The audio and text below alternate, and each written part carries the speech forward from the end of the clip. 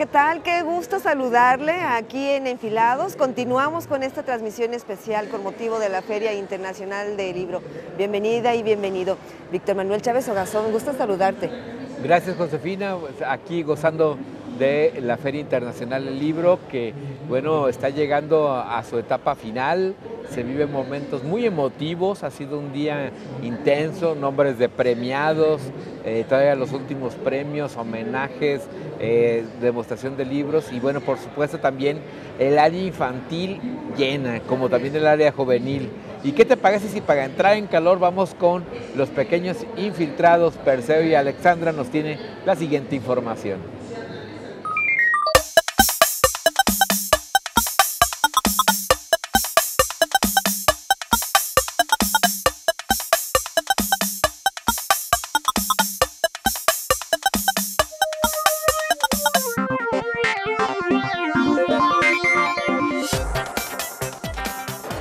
Amigos de Pequeños Infiltrados, nos encontramos en el día número 8 aquí en Autómatas. Me encuentro con Liz y Azucena, los talleristas. Y bueno, ¿cuál es el propósito de este taller, Azucena, con los niños?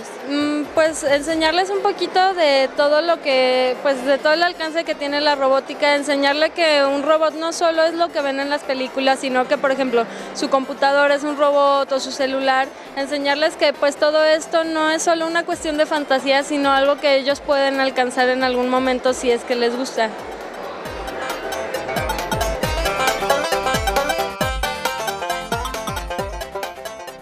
Amigos y amigas, estamos aquí afuera del foro Phil Niños. Estamos a punto de ver una obra de teatro que se llama Érase una vez la Luna, que trata obviamente sobre una niña que se llama Luna y se encuentra con un amiguito que se llama Zipe y lo ayuda a reencontrar su camino a casa. ¿Me acompañan a verlo? ¡Vamos!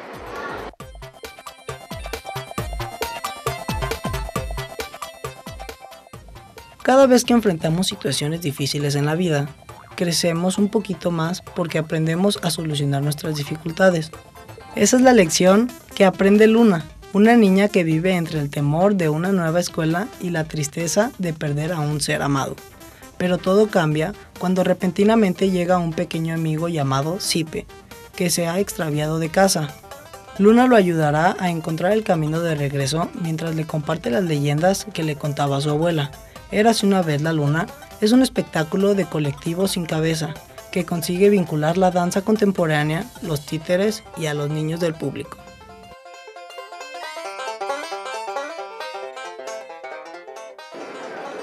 Hola amigos, yo estoy checando qué nos prepara la FIL para el día de mañana, pero ¿qué les parece si mejor vamos a ver la agenda?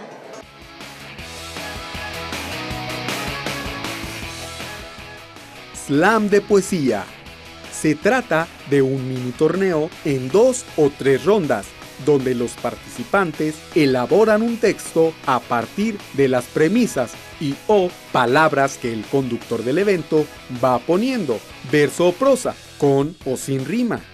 El mundo de Dondo. Desde el momento en que un bebé es gestado, comienza un gran viaje. La vida, la curiosidad de imaginar qué hacen los bebés dentro de la panza de mamá fue el comienzo para crear el mundo de Dondo. Un mundo redondo y acogedor adentro, un mundo giratorio y más desfigurante afuera. Y pues ya estamos aquí por finalizar el día 8, ya es el penúltimo día aquí en Phil Niños a todo vapor, claro está.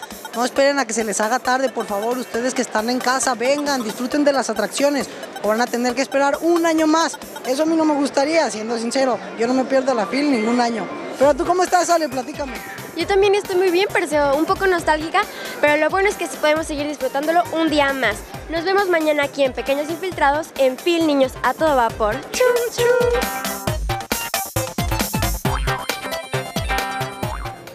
Y Perseo y Alejandra han estado prácticamente en todos los rincones de lo que es Phil Niños y Phil Juvenil, como también hoy recorrió varios de los pasillos.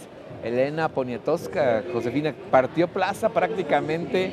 Aquí fue la sensación para muchos y bueno, vemos que ella es muy querida por los mexicanos, aplausos para ella en todo momento y pues la vimos muy contenta. De hecho, fíjate que por ahí escuché una voz de alguien, de la gente que vino a visitar la Feria Internacional del Libro, que vio precisamente caminar a Elena Poniatowska y se parece niña, pero en el sentido de lo divertida que ella se encontraba, de esa alegría que siempre manifiesta y esa generosidad que tiene para siempre estar dando y dando para quienes se acercan con ella. Nunca hay un no de parte de Elena Poniatowska. Y bueno, pues ahí está la información, revise su agenda, todavía es el último fin de semana de Feria Internacional de Niños, revise la agenda para ver qué es lo que hay para ellos. ¿Y qué te parece, Víctor, si vamos a ver qué es lo que pasó la noche de anoche?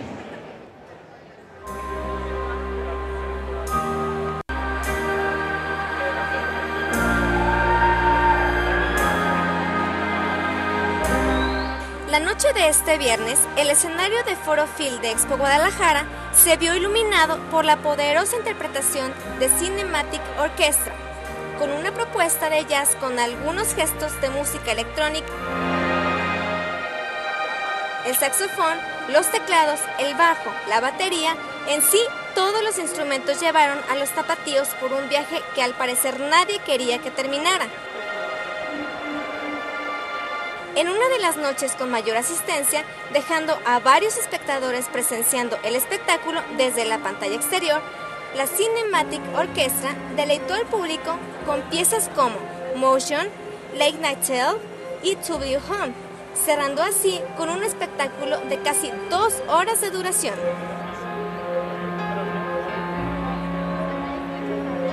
Bien, regresamos. Me parece que es muy oportuno dar un agradecimiento y una felicitación, sobre todo, Víctor, a todas y todos los compañeros de Canal 44, quienes han estado, pues ahora sí que jornadas largas aquí en Feria Internacional del Libro, para llevar pues lo mejor que hay hasta su pantalla, y además de este trabajo que realizan, bueno, pues todo el equipo haciendo ese gran esfuerzo y ese profesionalismo, para ofrecerlo a la periodista Carmen Aristegui, quien nos hizo uso del stand de Canal 44 para uno de sus programas. Así es, grabó una entrevista el día de hoy aquí, y bueno, pues una felicitación a los compañeros porque sacaron adelante y muy bien esa parte de su trabajo, un trabajo extraordinario. Pero, ¿qué te parece si de la pantalla chica, que seguramente ahí saldrá esta entrevista en los próximos días, vamos a la pantalla grande, porque Augusto Carriles nos tiene el reporte de lo que es pantalla fina?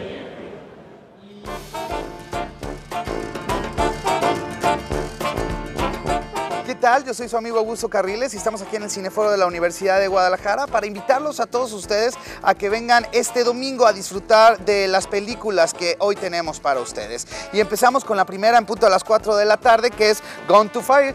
Y bueno, les digo que esta película está basada en una obra de teatro que usted no se puede perder. Es un día en la vida de 2 hermanos que se acaban de conocer por primera vez y que luchan por aceptarse mutuamente. Esta película está increíble y los invito a que vengan a disfrutarla. Y a las 6 de la tarde vamos a continuar con más cine de Reino Unido, The Gob, esta maravillosa película que usted no se puede perder.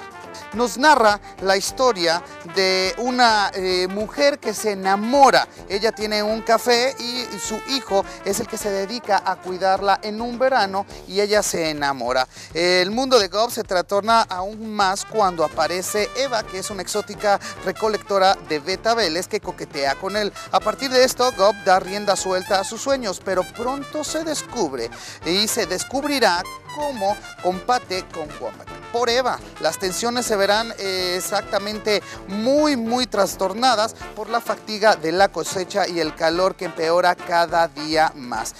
Y para terminar con esta maravillosa cartelera que nos ofreció Reino Unido, está esta película que es Pride, que es acerca del orgullo gay y que ellos promueven la libertad. Es una película de Reino Unido y que nos platica acerca de unos mineros que se ponen en huelga y una comunidad gay quiere apoyarlos, pero aquí es donde empieza el gran meollo del asunto, porque a ellos les avergüenza que esta comunidad gay los apoye a todos los mineros. Así que no se la pierdan, en punto de las 8 de la noche, que con esto vamos a cerrar este gran festival que nos trajo Reino Unido. Y bueno, ahí tenemos las conmovedoras producciones británicas que se han presentado en el foro de la Universidad de Guadalajara.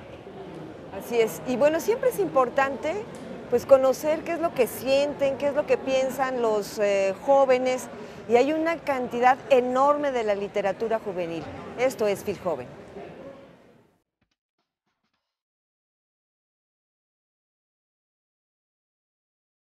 ¿Qué onda, Víctor? ¿Hoy a dónde vamos? Pues vamos al evento Cumbre de Filjoven, la premiación de creadores literarios, chavitos que escriben y que escriben con una muy buena pluma. En las categorías poesía, cuento y microrrelato, ¿verdad? Sí, un evento que seguramente nos va a devolver la esperanza en las nuevas generaciones. Yo estoy ansioso por verlo. Bueno, pues vamos a ver a estos jóvenes talentosísimos.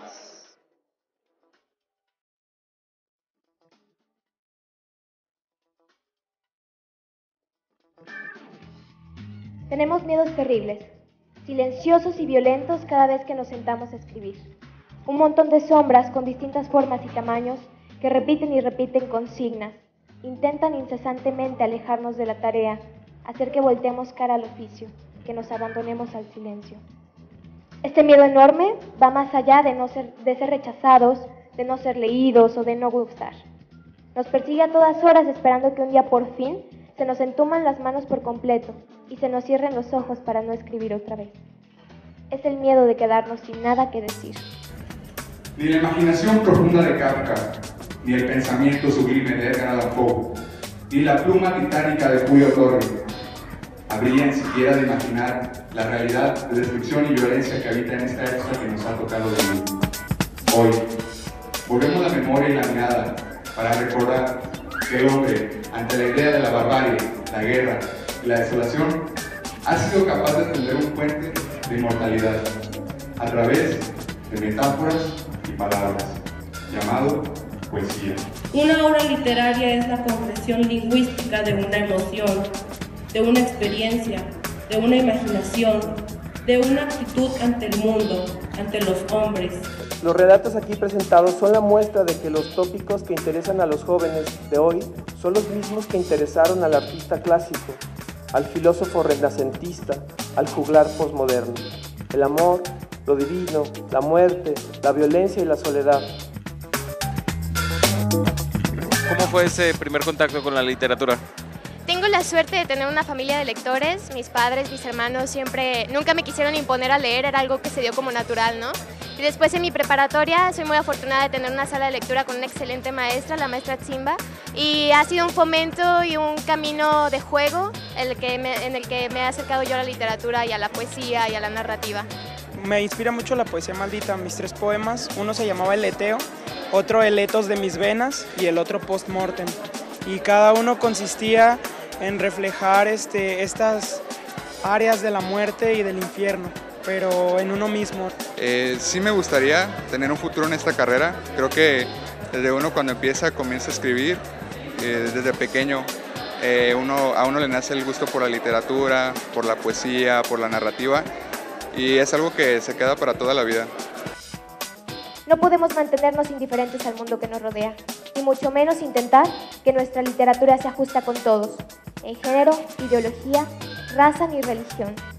Hablemos entonces de lo injusto y de lo incómodo. Escriban los nombres de los desaparecidos que puedan y repítanlos hasta hacer suya la agonía de sus familias y amigos. Escriban de los estados que viven con miedo de desmoronarse bajo la pólvora. Escriban las lágrimas de las mujeres que son vendidas como mercancía. Escriban de las barrigas hambrientas de los niños. O escojan no escribirlo y que su silencio hable por ustedes.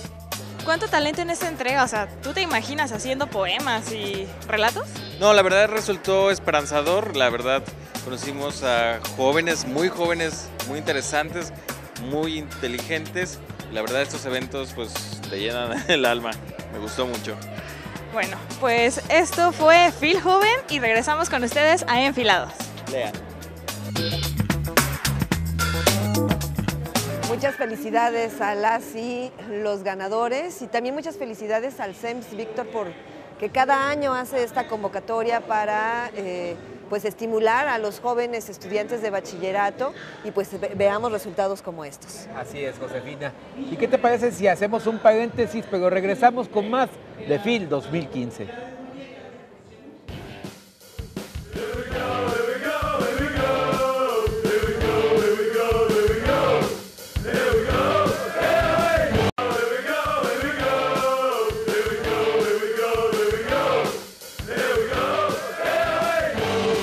regresamos a Enfilados. Muchísimas gracias por continuar con nosotros aquí en Canal 44. Beatriz Rivas en esta charla, a quien saludo con enorme placer. ¿Cómo estás? Bienvenida. Muy bien, gracias. Todo muy bueno, bien. La propuesta que traen aquí en la Feria Internacional del Libro es fecha de caducidad y lo primero que uno se imagina es una lata de atún, una lata de sardinas o de qué que traen, uno voltea a ver la fecha de caducidad, pero no es una historia de amor o de amores. Es una historia de amores, es una historia de un poco si el amor caduca o no, con eso empezó la idea. Si el amor caduca se transforma, y es realmente un trío amoroso pero con A mayúscula.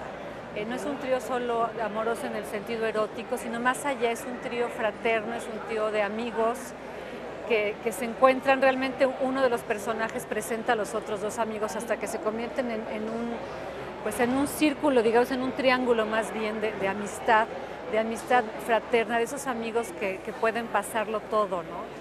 Son Ágata, que es una publirelacionista oaxaqueña, que vive en Los Ángeles, Natalia es una violinista, da clases en el conservatorio y da conciertos, que ella dice que no se quiere comprometer, que no quiere compromiso, entonces no está casada, no tiene hijos, dice que quiere vivir permanentemente enamorada. Ágata sí está casada. Ágata sí está casada con un gringo, de hecho por eso vive en Los Ángeles. Ajá. Y Mateo, que es un físico, que él está casado pero no se casó enamorados, se casa con su mejor amiga porque ambos se dan cuenta que el amor así pasional tiene fecha de caducidad, entonces prefieren casarse con un amigo y tener una familia para que el amor, digamos, que sobreviva, este amor fraterno. Entonces es básicamente la historia de estos tres personajes, somos tres autores. Sí, de hecho te iba a preguntar, estaba leyendo la contraportada que esta novela está realizada a 6 manos. A 6 manos, Aileen Trax, que hizo el personaje de Ágata, yo escribí el personaje de Natalia,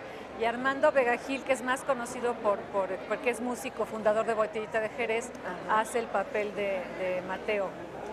¿Cómo conjugan esas 6 manos? Esas 3 historias, ¿se reunían todas las noches como amigos fraternos, con ese amor fraterno, o cada quien en su casa trabajaba y se veían cada cuándo? ¿Cómo le hacían para compaginarlo? Realmente Aileen es una gran periodista narrativa que vive en Los Ángeles, especializada en temas de migración, nunca había escrito ficción, entonces no nos podemos reunir porque ella estaba allá. Es una novela que nació de Facebook. Un día yo puse en Facebook, ya va siendo la hora de caducidad de nuestro amor, y Armando empezó a discutir conmigo en Facebook, ¿cómo se pasa en Facebook? Sí. No sé. Y llegó un momento en que éramos 10 personas discutiendo si el amor caducaba o no, hasta que yo dije, oigan, ¿y si hacemos una novela? Realmente lo dije de broma, porque una novela a muchas manos es una locura, y Armando me dijo, oye, sí, hay que hacerla, Aileen, tú y yo. Entonces la novela empezó con cartas, porque le dije, oye, la única manera que puedo hacer una novela con 3 personas, que cada quien escoge un personaje, lo desarrolle. Y yo empecé con Natalia en una suerte de monólogo que le mando a Aileen. Aileen hace que Ágata le conteste. Entonces realmente lo hicimos casi sin ponernos de acuerdo. Es como si ahorita te escribiera una carta, ¿no? Tú obviamente me tienes que contestar a partir de la carta que te escribo y después de tu respuesta yo te vuelvo a contestar. Entonces fluye muy bien. Si tú y yo nos escribimos una carta no nos tenemos por qué poner de acuerdo en nada. Yo te voy a decir tal cosa, no. Ya cuando íbamos a la mitad de la novela sí nos dimos cuenta que teníamos, ahora sí, que ponernos de acuerdo y decir, bueno, hacia dónde vamos, qué final creemos que es el final posible, cómo vamos a ir acomodando nuestros personajes, pero las primeras tal vez 120 páginas fluyeron de una manera muy natural, muy rica, nunca tuvimos problemas. En el tiempo en que escribimos la novela, que nos tardamos 7 meses en escribirla, nos reunimos probablemente solo 2 veces. Armando y yo como si vivimos los dos en el DF, de repente sí nos reunimos a tomar un café y decíamos, oye, ¿qué crees que le hace falta? Pero nunca hubo una estructura, una planeación así muy... Realmente salió como un juego, de pronto nos dimos cuenta que ya teníamos una novela importante, le enseñé las primeras 100 páginas a mi editor, yo siempre he publicado en Alfaguara, sin decirle que era una novela escrita de varios autores, porque pensé que lo iba a predisponer, y le encantó. Me dijo, y tienes una gran novela, es muy poderosa, síguele y dime cuándo me la entregas. En ese momento ya le dije que éramos 3 autores y todavía le gustó más la idea porque además se le hizo muy original. Entonces la terminamos pues en 6 meses y retrata la vida de estos 3 personajes en tiempo real, digamos.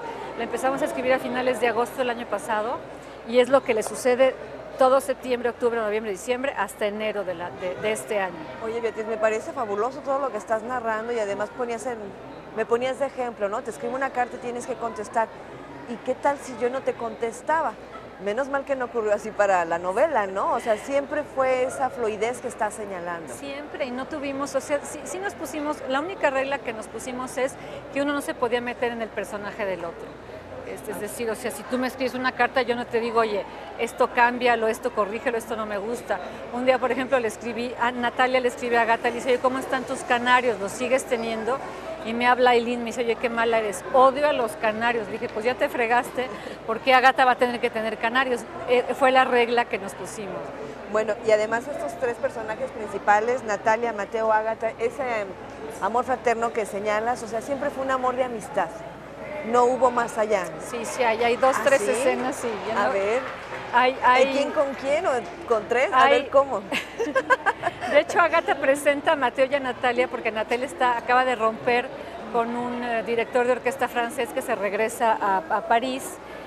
Ella no tiene ningún compromiso, pero la ve muy dolida y se da cuenta, por otro lado, que Mateo sí le hace falta esa pasión porque, bueno, se casó con su mejor amiga para formar una familia, entonces decide presentarlos. Entonces hay tres escenas, de hecho, eróticas, una entre Mateo y Natalia, otra, más que erótica, es una escena entre Natalia y Agatha.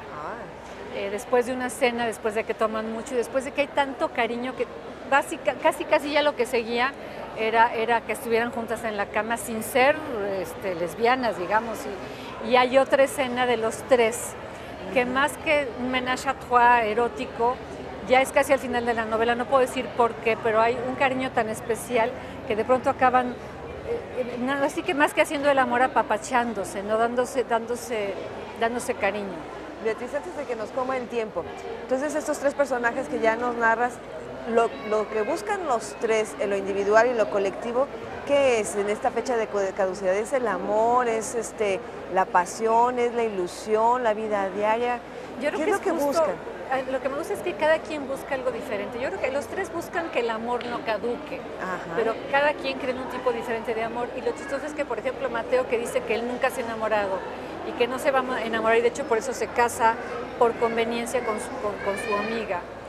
Y Natalia al revés, Natalia no quiere compromiso, ella no se quiere casar nunca y ella al revés quiere sentir enamoramiento, no quiere tener hijos, y cuando se encuentran, a los dos se les rompen los esquemas. Mateo de pronto se encuentra pensando en la posibilidad de dejar a Andrea y a sus hijos, a los que adora, por poder vivir la pasión con Natalia, y Natalia de pronto se encuentra que por primera vez en su vida desearía ser la esposa de alguien y desearía ser la madre de los hijos de Mateo, ¿no? A ver si es posible en menos de un minuto. Ya nos narraste cómo empezaron a escribir sus cartas y de qué fecha, a partir de cuándo. Pero también se enfrentan a la impunidad de los desaparecidos, de los normalistas, de los 43 como normalistas. Como empezamos a escribir la novela los últimos días de agosto, y les va afectando lo que va pasando en el mundo, pasa lo de Ayotzinapa y no pudimos dejar de meter una novela porque finalmente nos afectó como seres humanos, como ciudadanos, como autores, y a los personajes les tuvo que afectar. Y ahí está también presente en tus líneas. Muchísimas gracias, Beatriz, por estar aquí con nosotros. Gracias a ti. Hacemos una breve pausa, regresamos.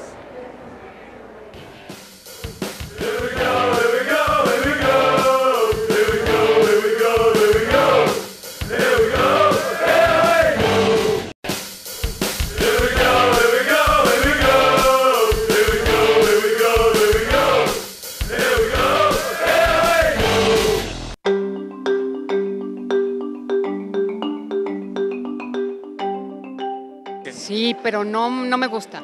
Yo prefiero el libro escrito.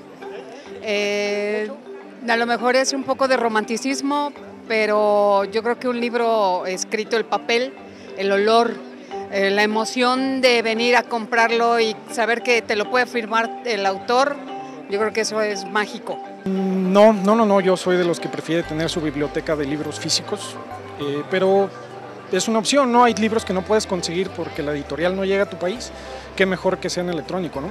Sí, se me hace súper práctico, la verdad es que todavía me gusta mucho más tenerlos así en papel, pero es mucho más práctico cuando vas a viajar, cuando quieres llevar más libros, tenerlo en tu iPad, en lo que sea, y sobre todo libros más de consulta, como para estudiar o de temas ya específicos, creo que ya es más práctico tenerlos digital y encuentras rápido cualquier término, subrayas, consultas, todo.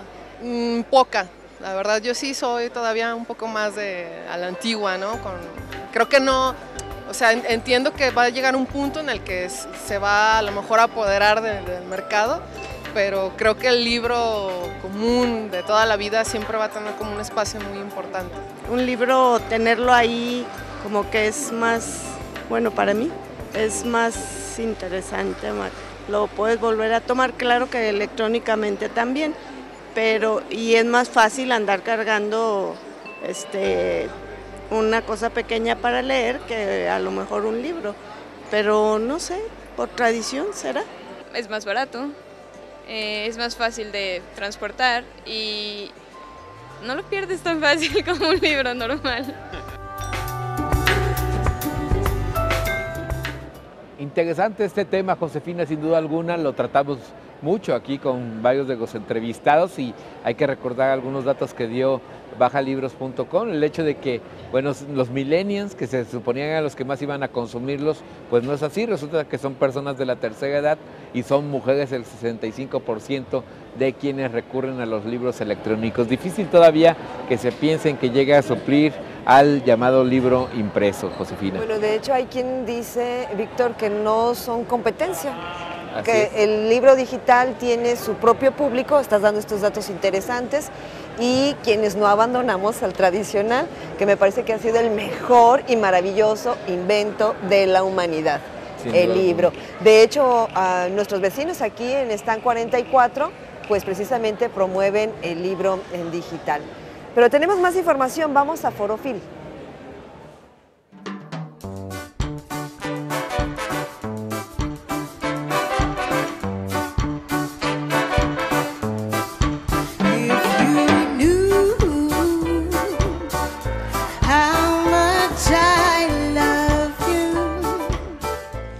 Bueno, el programa musical que ofrecerá el Reino Unido en la Feria Internacional del Libro en su edición 2015 va a culminar el domingo, el segundo domingo de esta, con una agrupación que se llama Jazz Jamaica y que, como su nombre lo acusa, pues es una agrupación que se incursiona en una fusión que va del jazz hacia el reggae, pero que también revisa algunos otros estilos como el mento, el ska.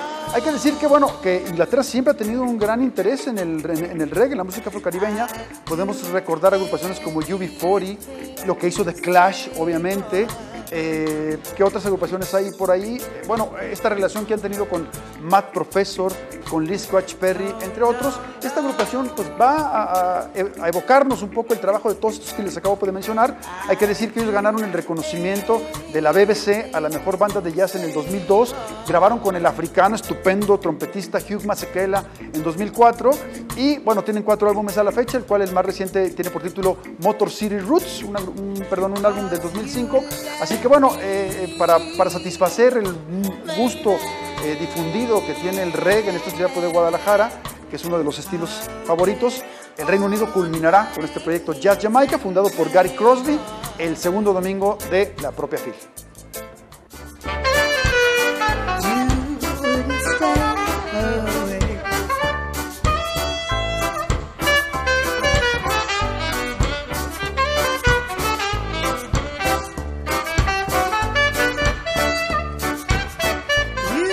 Gracias, Enrique Blanqui. ¿Y hay más, Víctor?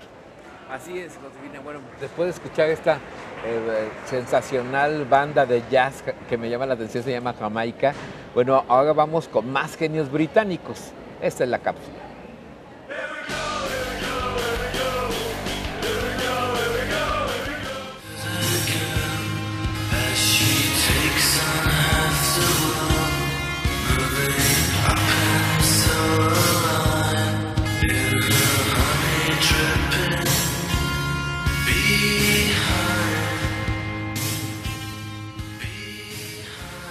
¿Qué tal? Les saluda Javier Audirac nuevamente aquí en Enfilados. Vamos a platicar un poquito ahora de la repercusión que tuvieron grupos como My Bloody Valentine, Jesus and Mary Chain y Slow Dive para el desarrollo de las nuevas tendencias musicales, ya que el género conocido como shoegaze está muy en boga desde hace algunos años allá en el Reino Unido y han marcado la tendencia para que en otros puntos del planeta esté ocurriendo como una realidad y algo bastante interesante. Proyectos como The Horrors de Essex, que con 4 discos han estado a la vanguardia, al igual que Toy, quienes están ahorita encabezando los festivales más importantes de todo el mundo, quienes a su vez están trabajando con Natasha Khan, la genio detrás del proyecto Bad for Lashes, en el proyecto Sex Witch. Y también podemos mencionar a otra chica que está haciendo las cosas bastante bien, Laura Moody, esta chelista proveniente de The Lycian Quartet. Ha sacado cosas bastante buenas y están poniendo en alto el nombre de la Gran Bretaña con las nuevas tendencias. Los dejo en Enfilados. Soy Javier Audirac. Nos vemos a la próxima.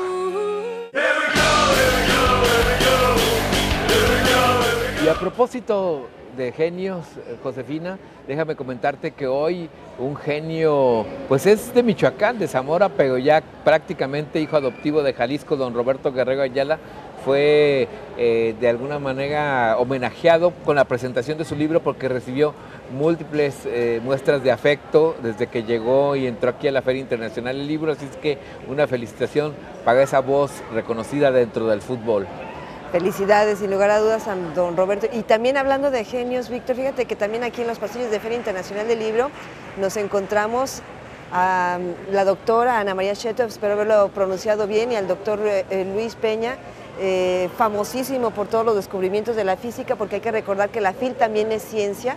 Ellos participaron en todo este tema que tiene que ver con la luz, porque la ONU declaró este año Internacional de la Luz. Así que muchísimos genios aquí en la FIL. Pero también en Enfilados tenemos las letras reales.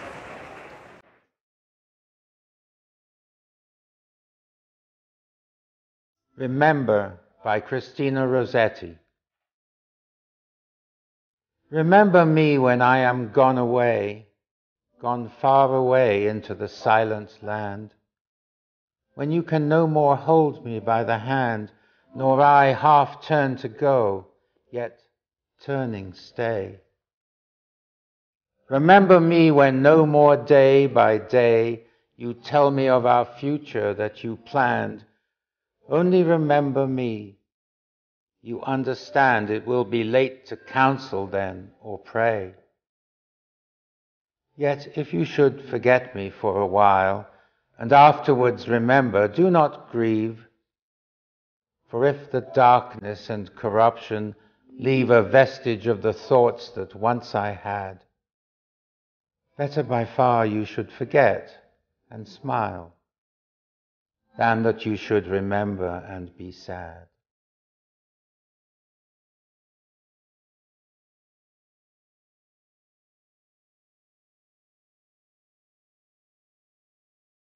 Bueno, pues así las cosas, y lo hemos dicho una y otra vez aquí en Enfilados, Víctor, el leer poesía tiene su encanto, y está la muestra aquí a través de la pantalla.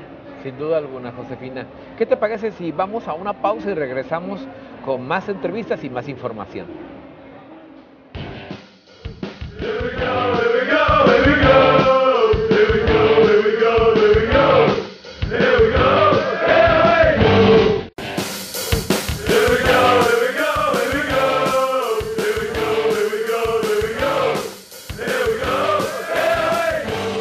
Muchísimas gracias por continuar con nosotros. Un placer realizar esta charla con Alberto Müller. Él es periodista, es escritor.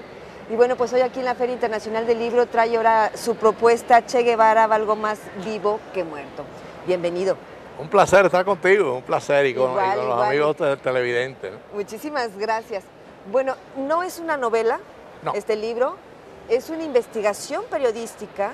Empecé a revisarlo y esta investigación inicia con la muerte del Che Guevara. Sí, el problema es que con el Che muere un gran amigo mío de los años revolucionarios en Cuba, cuando luchábamos para derrocar a la dictadura de Batista. Octavio de la Concepción y de la Pedraja, alias el Moro, el Médico, Morogoro, tiene varios nombres de guerra porque estuvo con la guerrilla en el Che, en el Congo, y después estuvo en Bolivia. Ajá. Y nada, se me ocurrió hacer esta investigación y resultó casi una investigación sorprendente, porque empecé por el diario del Che, empecé por el Che. No quería apartarme de lo que el Che decía, de lo que el Che sentía. Y cuando tú vas al diario del Che, tú te encuentras dos constantes en su diario. Hemos perdido contacto con Manila, seguimos sin contacto con Manila. Esto ya a los 40, 60 días de estar alzado. Y la otra constante es, no tenemos incorporación campesina, seguimos sin incorporación campesina, la tropa está muy caída porque hemos perdido contacto con Manila y no se nos incorporan campesinos. ¿Quién es Manila? Manila Fidel Castro. O sea, ¿cómo se explica que la guerrilla del Che, que era la guerrilla más importante por la dimensión histórica del Che en América Latina, después de la Sierra Maestra, cómo se explica que haya perdido contacto con La Habana? ¿Cómo se explica que La Habana haya perdido contacto con el Che y que el Che se quede sin contacto? Y eso me impulsa a mí a esta investigación. Una investigación, te confieso, larga. Tuve 5 años leyendo biografías, haciendo entrevistas de todo tipo. Hablé con O'Donnell, el argentino, hablé con todos los que de una u otra forma yo pude llegar y descubrí muchas cosas interesantes. Por ejemplo, don Alberto, sabemos que el Che es asesinado en Bolivia. Sabemos que las fotografías que hemos visto en libros, es desgarrador lo que vemos, porque vemos un hombre con la piel pegada, digamos, a los huesos, los ojos abiertos. Sí. ¿Qué le dice todo eso? Mira, a mí me recuerda, lo he dicho hoy en varias entrevistas, fue vilmente asesinado por el ejército boliviano, hay que decirlo. Fue un asesinato vil, cobarde, porque además el código militar te obliga a respetar a los prisioneros de guerra. El Che era un prisionero de guerra. O sea, el Che no se podía maltratar, ni mucho menos asesinar. Y en estos días a mí me ha recordado la muerte del Che con tantas entrevistas y tantos recuerdos. La muerte de los normalistas en Guerrero, los 43 estudiantes que desaparecieron, tienen que estar muertos. O sea, alguien tiene que haberlos matado. Entonces, ¿usted cree eso? Yo creo en eso, sí, no tengo duda, por supuesto. Es una especulación y lo digo con mucho dolor. Y a mí la muerte del Che, que la empiezo a investigar por el amigo que murió con él, me abre las puertas a una investigación que al final deja muchas avenidas abiertas y muchas interrogantes que solamente Fidel Castro y La Habana, el gobierno de La Habana, pueden contestar. Por ejemplo, ¿por qué el Che cuando fracasa en el Congo, que ya se había ido de Cuba y había renunciado a Cuba, que va a Praga, él quería ir a Argentina a hacer la revolución en Argentina y Fidel Castro no lo deja, le dice que no, que ellos no pueden ayudarlo en Argentina y que tampoco pueden ayudarlos en Perú. Y La Habana decide enviar al Che a Bolivia. El Che no escoge Bolivia, el Che acepta Bolivia. Y yo me pregunto, ¿cómo se escoge Bolivia? Si Bolivia es el único país latinoamericano que en el año 54 el gobierno de Paz Estenssoro había hecho una revolución, una reforma agraria, había repartido tierra a los campesinos, y eso explica, esto luce muy dramático, pero es una realidad, al Che Guevara en 10 meses de guerrilla en las montañas bolivianas no se le suma un solo campesino, uno. Que no querían la revolución, no la querían. Tenían tierra, la revolución. Estaban bien, ¿para qué? Estaban bien, O sea, es más, el Che lo dice en su diario, los campesinos nos huyen. Ajá. Nos huyen. Bueno, quiero decirle a la audiencia que don Alberto Müller sabe bien del tema porque el tiempo apremia, pero lo digo brevemente, él participó en la Revolución Cubana desde contra Bautista. Tenía usted 16 años, me decía, entonces sabe todas los entramados y todo lo que había antes, durante y después de todo esto. Entonces, ya nos explicó por qué le lleva a ello, don Alberto, pero le quiero preguntar, lo que escribe el Che en su diario, y además la pregunta es, ¿cuándo se entera Fidel Castro de la captura del Che, si es que se entera, y cuándo se entera del asesinato del Che? Se entera inmediatamente, ya en el momento que el Che cae prisionero, era casi una noticia pública, inclusive el gobierno Barrientos estaban esperando la captura de un momento a otro, y efectivamente lo detienen. Nadie mejor que La Habana y que Fidel sabían que el Che estaba en apuro.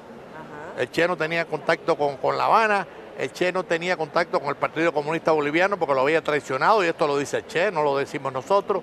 El Che no tenía contacto con La Paz, había un contacto de un agente de inteligencia en La Paz de Cuba, que era Renán Montero, alias Iván, y en el mes de abril, a principios de abril, Fidel ordena que se vaya para París y deja al Che sin el contacto en La Paz. Cuando tú analizas todas esas pequeñas cosas, es lo que yo llamo en el libro los eslabones del abandono. ¿Por qué Bolivia? ¿Por qué al secretario general del Partido Comunista Boliviano, que no simpatizaba con el Che, que no simpatizaba con la revolución? Y en definitiva, el Che muere como muere porque alguien lo abandona. Bien, el Che no tuvo apoyo de ningún tipo. ¿Por qué? ¿Qué se encontró en esa investigación? Mira, yo encuentro una cosa muy clara. El Che, cuando va a Argel en el año 54, que pronuncia su famoso discurso en la conferencia afroasiática de Argel, en el año 64, rectifico el año, denuncia que los soviéticos no están ayudando al movimiento revolucionario y compara a los soviéticos en el año 64 con el imperialismo norteamericano. Ese documento, ese discurso del Che en Argel, cuando él regresa a Cuba, el Che era funcionario del gobierno cubano, tiene una discusión enorme con Fidel y con Raúl, y a partir de pocos meses se retira de Cuba, renuncia y no regresa a Cuba y muere en Bolivia.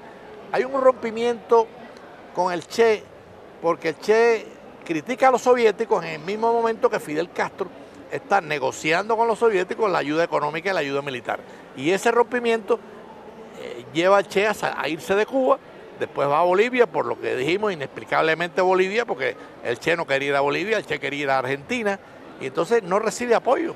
Y el Che, como lo dice él en su diario, hemos perdido contacto con Manila. Oiga, don Alberto, pero cuando hay esas diferencias tremendas con esos hombres, esos personajes con esa fuerza, ¿no se valdría decir, bueno, me separo porque tú ya pactaste con la Unión Soviética, dijera el Che, o que Fidel dijera, Che, no es el camino, vamos por acá? ¿No se valdría eso y no mandar a alguien a morir a Bolivia? Bueno, esa es una buena pregunta, porque inclusive el hecho de que Fidel discrepara con el Che sobre los soviéticos tampoco inhibe a Cuba de ayudarlo en su guerrilla en Bolivia, y no lo ayudan.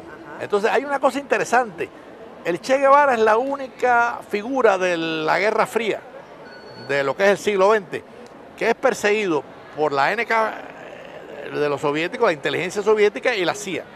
La KVD y la CIA querían al Che muerto. Es el único personaje del siglo XX que tiene las dos grandes inteligencias atrás de él para matarlo. Al final lo mató el ejército boliviano. Don Alberto, tenemos ya el tiempo encima.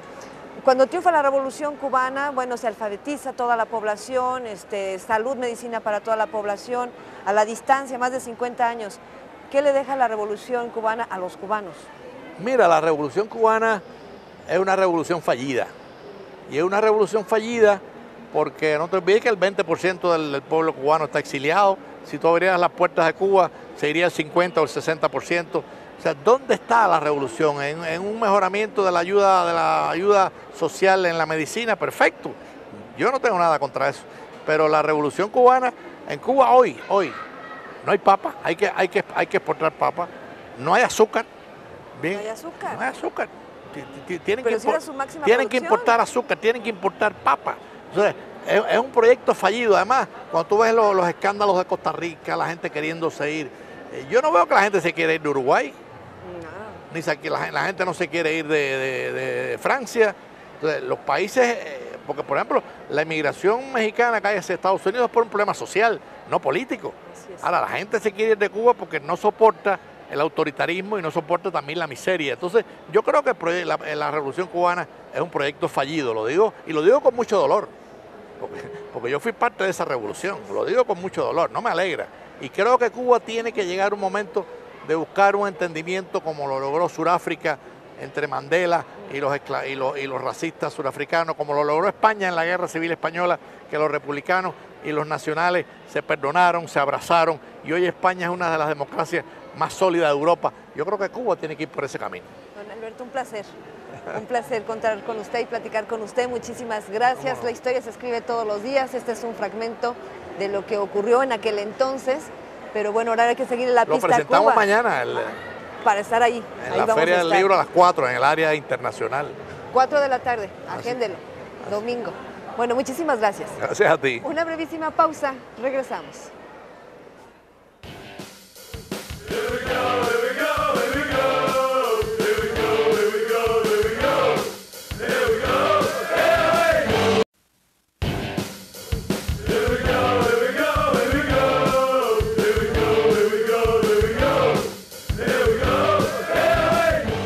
Y regresamos, Josefina, aquí a la Feria Internacional del Libro que vive todavía.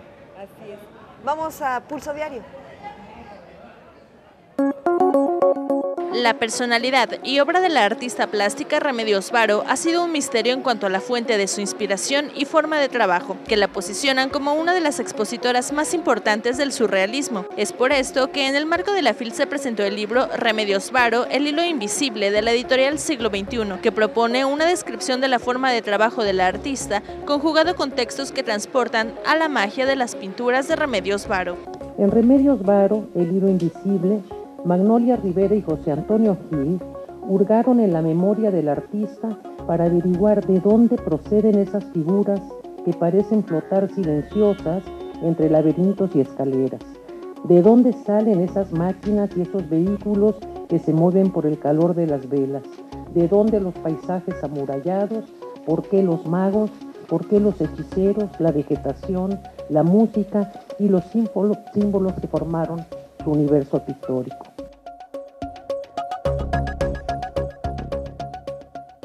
Los escritores de ciencia ficción Antonio Malpica, Emilio Hueso y Alberto Chimal se reunieron en la Feria Internacional del Libro de Guadalajara para charlar sobre si el futuro existe y qué aporta a la literatura de la ciencia ficción, donde coincidieron que en este apartado de las letras, al igual que en el futuro en la vida real, no hay garantía de certeza y es solo el reflejo del presente que nos preocupa e incluso que nos disgusta. De que la historia no tiene forma, es que la historia no tiene forma, que la historia puede apuntar en cualesquiera direcciones, que puede tomar cualesquiera rutas y depositarnos igual en circunstancias semejantes a estas en las que estamos ahora, peores, mejores, pero que no hay ningún destino prefijado, que el futuro puede existir como aspiración, puede existir como ilusión, puede existir como pesadilla, pero nada más. El futuro no existe en el sentido de que no está ahí ya esperándonos. Puede ser que podamos influir en las circunstancias presentes y llevarlas en una dirección que sea menos desagradable a la que parece que vemos. Puede que no, pero en calidad de mientras, depende de lo que nosotros podamos hacer.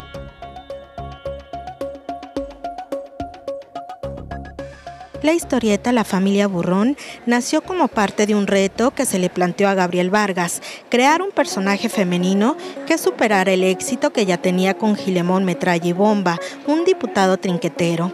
El dibujante que hizo sus primeros trabajos para el Excelsior fue más allá, creó a Doña Borola Burrón y a su familia para lograr un éxito comercial basado en el retrato de la sociedad mexicana y en la invención y recreación del lenguaje popular.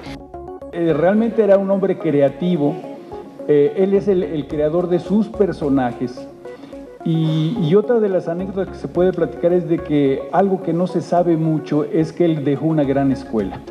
Él tenía un equipo de trabajo, desconozco, podrían haber sido unos 10 caricaturistas, los cuales hay otro que traza, hay otro que entinta, en fin, son varios procesos los que se hacen dentro de la historieta, y ella tenía todo un equipo. En la Feria Internacional del Libro de Guadalajara se conmemoraron 100 años del nacimiento de Gabriel Vargas, a quien se le considera un gran sociólogo y cronista de México, a pesar de que abandonó sus estudios a temprana edad. Ese es un resumen de todas las actividades que hay aquí en la FIL y se los traemos hasta su pantalla a través de Enfilados. Y este domingo es la conferencia de prensa en donde se da a conocer lo que nosotros llamamos como la numeralia. ¿Cuántas personas ingresaron a la FIL durante estos 9 días? Las presentaciones de libros. Se hace todo este conteo y le vamos a llevar a usted detalle a detalle. Así es, Josefina, y es que esto no se acaba hasta que se acaba.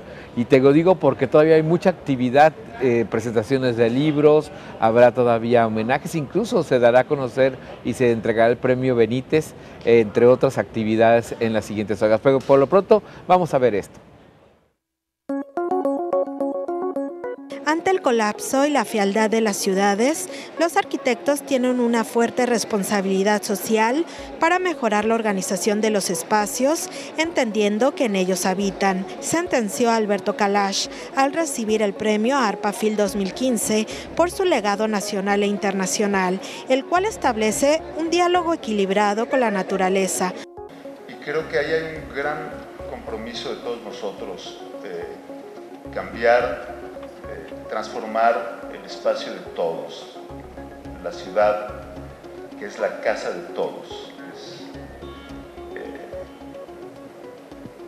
Hace muchos años, hace 500 años, León Battista Alberti, este arquitecto renacentista, decía que la ciudad es una casa grande y la casa es una ciudad pequeña. Entre las obras del mexicano está la Biblioteca Vasconcelos, el Faro de Oriente y Ciudad Futura, con la cual busca rescatar los lagos de la Ciudad de México. Desde la legislación local debe protegerse a las víctimas del delito, conforme a parámetros internacionales, aunque ya exista una ley federal en la materia, sentenció César Camacho Quirós, coordinador de la bancada del PRI en la Cámara de Diputados, durante la conferencia que impartió sobre el federalismo con énfasis en los desafíos del sistema de justicia mexicano. Porque el poder es evidente que necesita ser cada vez más horizontal, no solo para ser más eficaz, sino para evitar que su concentración sea el preludio de la comisión de errores. El poder, dice una expresión de sobra conocida, suele corromper. El poder absoluto corrompe absolutamente. El federalismo en los estados y municipios ha sido casi testimonial, pero México atraviesa actualmente un proceso de reversión de tendencias con una redistribución del poder que busca un equilibrio, afirmó Camacho Quirós durante su participación en la Feria Internacional del Libro de Guadalajara 2015. La prensa escrita sobrevivirá ante los retos que plantea la era digital, tal como lo hizo cuando apareció la radio y la televisión, expuso Rafael Rodríguez, director de Proceso, en el encuentro de periodistas que se realiza en la Feria Internacional del Libro de Guadalajara 2015. Rodríguez Castañeda señaló que los medios impresos han superado grandes adversidades políticas y tecnológicas, que en esta nueva crisis de su modelo de negocio no será diferente. Yo creo que el periodismo escrito tendrá que ir adaptándose como lo está haciendo ya. Solo por decir algo, ciertamente los tiros de los grandes diarios internacionales han ido reduciéndose, han desaparecido publicaciones, se han reconvertido en medios electrónicos, en medios digitales.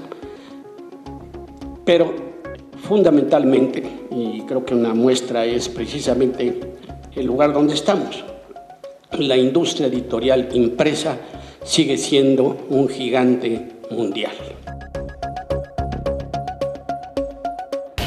Y como viste, Josefina, actividad por parte todavía de algunos escritores y por supuesto también la presencia de César Camacho Quirós, quien fue presidente del PRI y hoy coordina la bancada en el Congreso de la Unión, la bancada tricolor.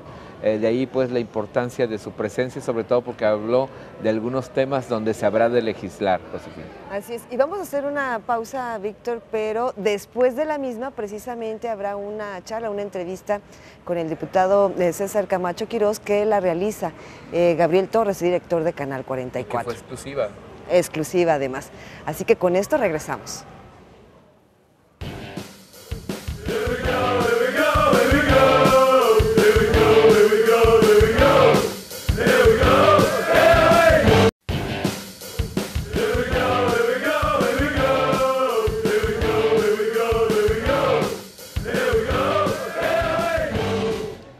Transmitiendo desde la Expo Guadalajara, ahora con un invitado de lujo que vino a hablar de un tema que nos parece que es muy técnico, pero que en realidad tiene que ver mucho con lo que ocurre al día con día, con la forma en que percibimos las decisiones de la autoridad, el federalismo y el sistema de impartición de justicia en México. Y para eso, en este marco de la FIL Debate, donde hemos tenido todas las voces, todas las expresiones, tuvimos hace un momento una charla muy interesante con un auditorio completamente lleno del diputado César Camacho Quirós, que estuvo hablando justamente del federalismo y del sistema de impartición de justicia. César, buenas tardes, bienvenido a la Feria del Libro. Gracias, Gabriel, pues felicidades, qué feria, caray.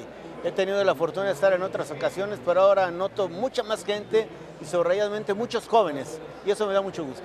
La audiencia se pregunta exactamente cómo impacta en su vida el sistema de justicia y cuáles son las reformas que desde la Cámara se están proponiendo en este momento, las acciones legales que se están proponiendo para mejorar la calidad de vida en lo que a la impartición de justicia se refiere.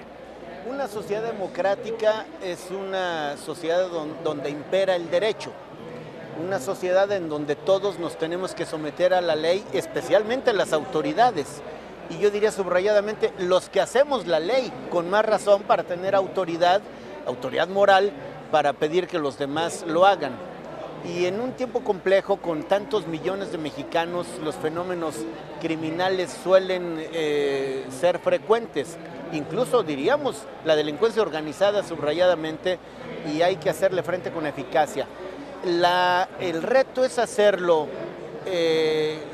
con buenos resultados, sin violar los derechos de las personas. Tema interesante. Y es decir, porque también en un sistema autoritario puede hacerse justicia, diríamos justicia casi venganza pública, con tal severidad que se atropellen los derechos de las personas.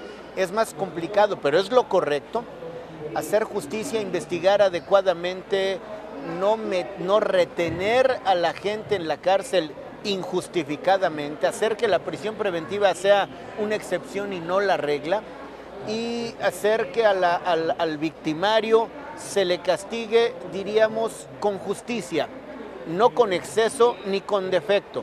Es muy difícil esto que estoy diciendo, por eso la tarea tan delicada de los jueces, que tienen la enorme responsabilidad de juzgar a un igual, es decir, a un ser humano.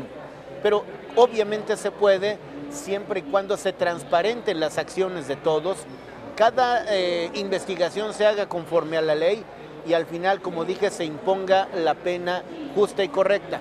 Sin olvidarnos, Gabriel, de un personaje que había estado casi a la sombra y que cada día ocupa un papel mucho más importante, con todo derecho, que es la víctima, que son los deudos cuando alguien pierde la vida, es decir, la familia, o la propia víctima cuando en carne propia padeció la comisión de un delito. Hay que hablar, por supuesto, de reparación, al mismo tiempo que se habla de castigo justo, pero hay que hablar por encima de todo esto de reconciliación. Una sociedad reconciliada consigo misma es una sociedad que convive de manera más civilizada. Y bueno, además de la reconciliación, la restauración. Usted hablaba de un tema muy importante que mucha gente se plantea en el debate público, y usted decía la tentación de endurecer medidas legislativas que eventualmente se pueden convertir en restrictivas de libertades. Y en un clima en donde en la última década se han multiplicado los delitos, creo que sí hay como ese debate público entre las personas sobre la idea de que el gobierno, como expresión de la autoridad del Estado, quisieran un gobierno que endureciera más o tuviera políticas de cero tolerancia. Incluso se ha hablado de este planteamiento, pero hoy usted hace una reflexión muy interesante: endurecer o no endurecer al gobierno en materia legislativa. Creo que el gobierno debe ser firme, más que duro, firme, y tener un entramado jurídico, una serie de leyes que justifiquen su actuación. ¿Cómo se define firme? Para que no lo entiendan nuestros... Primero, que sean de reglas claras, de que a la gente no le sorprenda que el gobierno actúe de determinada manera producto de la ocurrencia. Es decir, que haya alguien que por la indefinición jurídica, por la laguna legal, ahora decida de actuar de determinada manera y después ahora con blandura y mañana con dureza. Si la gente sabe, por ejemplo, a qué atenerse si es que adopta una actitud contraria a la ley, contraria a la sociedad, sabe que eso no es lo correcto y que no habrá impunidad. Eso es muy importante. Un gran tema de México, ¿no? Un gran tema de México es que si alguien la hace, eventualmente no la paga. Exacto. Entonces, lo que tenemos que hacer es un gobierno que tiene, cuando digo el gobierno, no solo es el presidente o los gobernadores, sino el gobierno, legisladores incluidos, jueces también. ¿Cómo se conecta esto con la propuesta del presidente del Sistema Nacional de Anticorrupción? Yo creo que esa es una de las vertientes que atiende uno de los temas más delicados, que es este fenómeno que corroe a la sociedad, que es la corrupción. Y es peor, es más grave el fenómeno cuando la corrupción aparece en el sector público. Es grave cuando aparece en cualquier parte, incluso en una familia o en negocios entre particulares. Pero es doblemente grave cuando es en el gobierno, porque al gobierno se le instituye para servir a los demás. Vivir en la honrada medianía, como lo sugería Juárez, es a lo que debemos aspirar los servidores públicos, pero si alguien supone que esto es para enriquecerse, se equivoca, y si lo hace, la debe pagar más. Es decir, yo creo que el combate a la corrupción, el combate eficaz, es expresión de un Estado moderno, de un Estado que le da certeza a los ciudadanos y que a los servidores públicos que se apartan de la conducta correcta, los castiga con severidad. Es una trama compleja porque es el sistema anticorrupción que además entra como una especie de reto cultural, claro, porque hay un momento en que parece que la corrupción es moneda de cuño corriente. Es parte de un modo de ser colectivo. Y eso es, y recuerdo un político de hace algunos años, eso nos llevaría a vivir en un país de cínicos. O sea, nos damos cuenta de que está mal, sabemos todos que está mal, pero nadie dice nada porque todo mundo forma parte de la trama. Una suerte de anomia de donde se transgreden sistemáticamente las normas. Nadie hace nada porque hay un momento que de repetirse tanto la conducta parece que eso es cotidiano y normal. Pero en fin, uno de los grandes retos en este momento en el país es la plena fuerza, la plena vigencia del Estado de Derecho, de que nos regulemos por normas, porque regularnos por normas es cerrarle el paso a quienes quieren regularse por caprichos, por decisiones de coyuntura, por decisiones producto de la fuerza de alguien que tiene poder. Hablabas de otro tema muy importante que es el del federalismo, a propósito de un momento, de un estatus que vive el país, en donde se debaten las últimas reformas y si estas reformas pudieron o no transgreder el espíritu de la autodeterminación de los estados en su carácter libre y soberano, como la reforma electoral, por ejemplo. Tú hablabas con mucha puntualidad del federalismo, hablabas también de las leyes generalistas que eventualmente pudieran en un exceso llegar a invadir el ámbito de autodeterminación de los estados. ¿Cómo está pensando la fracción parlamentaria del partido al que perteneces fortalecer el federalismo acá en estos 3 siguientes años? Déjame ponerlo en contexto. Hoy, de los números redondos, 200 países que hay en el mundo, no llegan a 30 los países federales. México es uno de los que desde el inicio de su vida independiente en 1824, después del inicio de su vida independiente, porque nacimos como una monarquía, en fin, muy pocos años, la Constitución Federalista, la primera data de 1824. Hemos sido un país casi siempre federal, pero en los hechos ha habido un gobierno tan fuerte en lo federal que casi borra de la escena los gobiernos estatales y municipales. Creo que es el tiempo de repensar la distribución de competencias, que cada quien haga aquello que le sale mejor. Me parece, por ejemplo, que habría que repensar la ejecución de la política social, la política que tiene que ver con el combate a la pobreza, evitar la disparidad, con esas acciones puntuales que van a las comunidades y que difícilmente hay alguien mejor para hacerlo que los gobiernos locales. Como sería absurdo no pensar que la seguridad nacional o la política cambiaria no debe ser del gobierno federal, debe seguirlo siendo. El reto entonces no es dividir tanto a las partes, o sea, dividir las competencias al punto que generes 32 parcelas de poder, o fusionar al punto que los borres. La palabra mágica en esta materia, creo yo, es articular. Cómo se embonan las partes de suerte que todos sean fuertes, que se complementen, que no compitan para mal.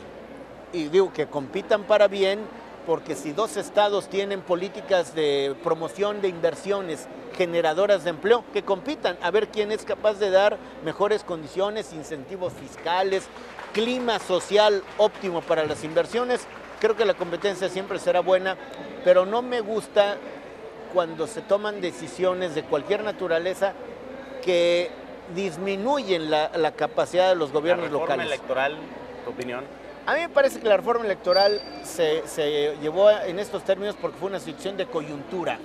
De negociación. De negociación, en un momento en que se estaban negociando otras reformas en el Pacto por México, la de comunicaciones y competencia económica, la reforma financiera, la reforma fiscal, la reforma energética. Yo creo que tendrá que haber un momento en que la robustez de los órganos electorales locales les haga recuperar la facultad para organizar los comicios. Que fíjate que en este contexto, en muchas entidades federativas se debate con mucha preocupación que tribunales federales estén recurrentemente anulando elecciones estatales y municipales y con ello poniendo en entredicho un tanto o un mucho esta capacidad de autodeterminación de los estados, de repente incluso invocando causales, como en el pasado inmediato tuvimos la causal de nulidad abstracta, ¿no? Y que haciendo una abstracción de la ley llegaban a anular miles, cientos de miles de sufragios que significan voluntades debidamente emitidas ante un instrumento que es el sufragio. Ahora estamos viendo que se repite la elección en Colima, una historia que ya vivimos. En Colima han anulado en 2 ocasiones las elecciones y cuando las repiten vuelve a ganar el que había ganado antes, como con un mensaje un poco extraño. Y hay ese debate, César, en los gobiernos locales. Aquí lo tuvimos en la fila, tuvimos un coloquio sobre elecciones y hablaron sobre el tema de qué tan afortunado es hoy en día, por decirlo de una manera elegante, que los tribunales federales puedan invocar interpretaciones constitucionales y terminar con una elección local ya resuelta por los órganos estatales. Ese es un debate del que esta es una arista, por decir, lo electoral, porque el debate general sobre este asunto es si las decisiones, llamémosle finales, definitivas, de los órganos locales deben ser revisadas por un órgano judicial federal, si por la Corte o por los colegiados. Ese es un debate de fondo que no ha acabado, por lo pronto hoy pueden. Lo que sí creo es que la Constitución lo es de todos, es decir, la Constitución es general de los Estados Unidos mexicanos, ¿no? Una Constitución política de todos los mexicanos. En consecuencia, todos nos tenemos que ajustar a ella. Si hay una disposición de cualquier rango que vaya contra la Constitución, es una disposición que acabará siendo nula. Me parece que ese es lo que tenemos que preservar porque es uno de los elementos que cementan el Pacto Federal. O sea, ¿qué nos hace? ¿Dónde está asentado el Pacto Federal? Allí. Si la Constitución no solo establece derechos de las personas, sino también organiza las partes, organiza los 3 poderes, ahora ya les da vida a los organismos constitucionales autónomos y la relación entre federación, estados y municipios, diríamos, las grandes reglas del trato político y de los límites del poder frente a los derechos ciudadanos. Pero quizás habría que pensar si la interpretación de casos concretos tiene que quedarse en los tribunales locales o ir siempre, o por lo menos siempre tener la opción de llegar a un tribunal federal. Concluía el encuentro de juristas con una pregunta que generó mucho debate y mucha reflexión. ¿Tribunales de derecho o tribunales de justicia? ¿Cuál es la finalidad ahora que están debatiendo el sistema de justicia en México? Uno se pregunta a veces, se sigue el debido proceso, pero se emite una sentencia injusta, se termina liberando a un narcotraficante, a un violador, a un extorsionador, apegados a derecho. Este es el viejo debate de la justicia y el derecho. Partimos de la base que el derecho está imbuido de valores que traerán justicia, que preservan libertades. mientras una norma esté en vigor, hay que acatarla.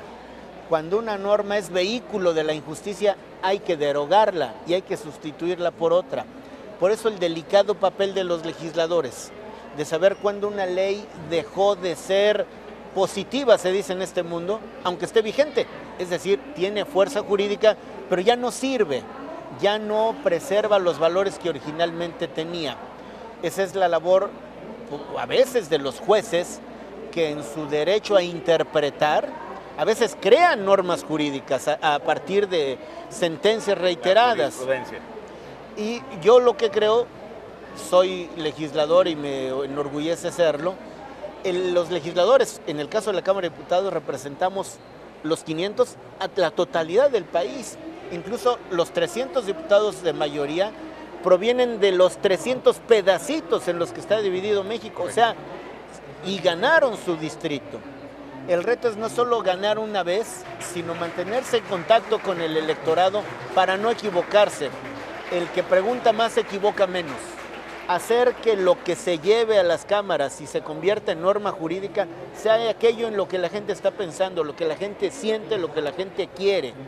¿Cómo traducirlo del lenguaje de todos los días, del sentido común, a una norma jurídica? Ese es el reto de los legisladores, y hacer que no todo o lo menos posible sea al momento de aplicar el derecho, sea casi inventado por los jueces. O sea, que interpreten lo que hay. Lo que pasa es que los jueces no pueden dejar de resolver. Lo voy a decir coloquialmente, si no hay norma jurídica, la crean. Es correcto. Estoy dándome una licencia. Un abogado purista me diría que estoy diciendo barbaridades, y jurídicamente puede ser cierto. Entonces, lo que hay que hacer los legisladores es legislar exhaustivamente, poner al día toda la legislación para que los márgenes para crear libremente normas no se den. La creación de las normas le corresponde al legislativo, la aplicación de las normas y hacer justicia con las normas es tarea de los jueces. César, ¿cómo encuentras Guadalajara? ¿Cómo viste la FIL? ¿Qué opinión te ha despertado ver este tráfico de gente? Me emociona, me estimula ver tanta gente que llega a este encuentro de la cultura de Guadalajara, de Jalisco, de México, de Latinoamérica y del mundo hispanohablante. Es muy esperanzador ver que la gente está interesada por los libros, por la cultura, por escuchar, por intercambiar impresiones. Es toda una fiesta ciudadana, y decía, y me da mucho gusto que así sea, veo muchos jóvenes. Luego partimos de estas como verdades consensuadas, que a fuerza de repetirse parecen serlo, que a los jóvenes les importa menos la lectura o el conocimiento. La presencia de ellos dice lo contrario. Sí. Me da mucho gusto. Pues muchas gracias, César Camacho Quirós, desde la Feria Internacional del Libro, participando en este programa que se llama FIL Debate, ahora en las cámaras de la Señal de Todos, Canal 44. Vamos a una pausa, regresamos.